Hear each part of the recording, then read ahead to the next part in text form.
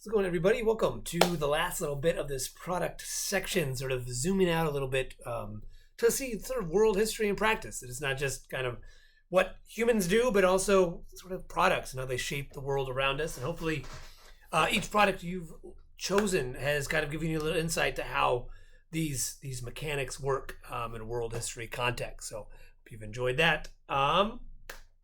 Yeah, pretty straightforward. This week just talks about corn. Kind of talk about the importance of corn. A little bit of the lecture sort of talks about sort of how corn was domesticated by humans over time, and now how it's very much part of this sort of industrial food process. And I think it tails well with the King Corn documentary. That's really good. I think it's a little bit old now, but I think it really, what I like about it is one, it's kind of a human experience. You get to go and see different places and meet different people.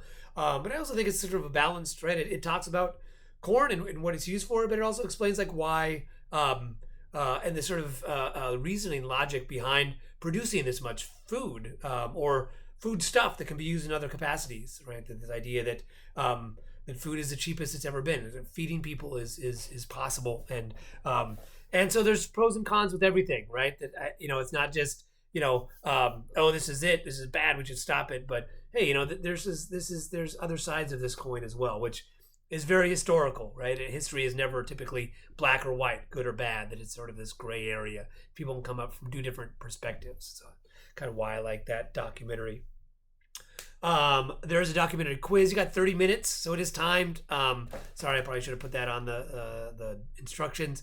So just watch the documentary. It should take honestly, the quiz should take you 5 minutes. It's not very complex. Just some multiple choice questions about just kind of show me you watch the movie. That's about it. And I looked over everyone's product papers, peer reviews, those kind of things. So I gave everyone comments, my comments. Hopefully the peer review process helped you look at other people's papers, and hopefully some of the feedback you got is going to help you refine your product papers. Kind of my main themes are, first of all, great job on getting ideas on paper. That's everyone who submitted one is ahead of the game. You're ready to rock. Now it's just kind of fine tuning that, or maybe expanding those ideas. Two things I really want to stress. One, and I mentioned this in a lot of people's papers, is thesis statements. A lot of people have these like 3-part thesis statements. You can't have that in a 1,000-word essay. You can have a 1-part thesis statement. So I think this is because if AI helps you, or if you've been on AI, you'll see the AI example COD paper. It always loves these things in 3s. That's just what it's programmed to do. This and this and this, significant world history because ABC. You need to pick A or B or C. I want to make that very clear. You have 1,000 words. You can't cover all those topics. If I get a thesis with 3 points in it, I'll return it immediately and won't read it, right? Because that shows me that part of the revision process is narrowing down. And I think it will help you. It'll help you with the writing process. Okay, this is what my paper is about. And it'll help you with the researching process. What am I really wanting to look at? You can't, I mean, it's 1,000 words. You can't do all the entire history of all of your products, about everything it's done in the history of economies and industry and culture and religion, right? Society. You can pick one of those. So do that, please. I want to emphasize that again. Pick what thesis needs to be one idea, and then make sure your ideas in your paper align with that thesis. So narrow things down. The second thing, very much make sure your paper is well cited, properly cited. If you use a direct quote from an article, it needs to have a page number. Otherwise, I don't know where it's from. Your citations, one of them need to be a scholarly work. I see a lot of websites.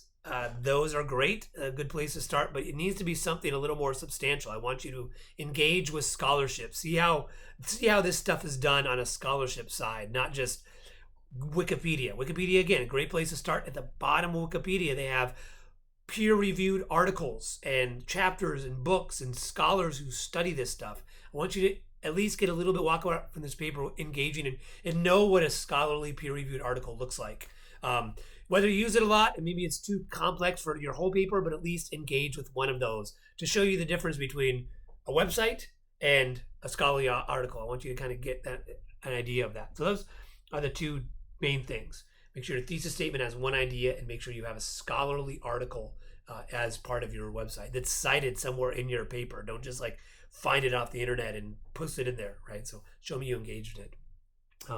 Other than that, I think hopefully everyone feels more comfortable now. I know it's a lot, so that's why I'm kind of emphasizing trying to narrow this stuff down. But I think it's manageable, and hopefully, do remember at the end of the day that this is that you're learning something. Hopefully, you're picked a topic that you're truly want to learn more about, and now you have a better idea of it. So as long as your paper reflects that, I gave the example paper of the garden gnome. Again, when somebody proposed that topic, I was a little like, a garden gnome? I don't know. Can you write a paper about the significance of garden gnome? And they did. And I gave that example as, I had, when they put that as their topic, I was like, a little hesitant, but they went in and did the research and broke it up into the history and the significance. And it's very clear and well cited. And I think it's a really good example of finding an interest and finding more about it. So I think that's it. Oh, one last point. In right where this midweek check-in is, UH Common Scholarship is available. So please apply to that. Everyone should. The link's there. It's by March 2nd, so you have some time. But it's better to start on that earlier than later. So great. All right. Have a good rest of your week.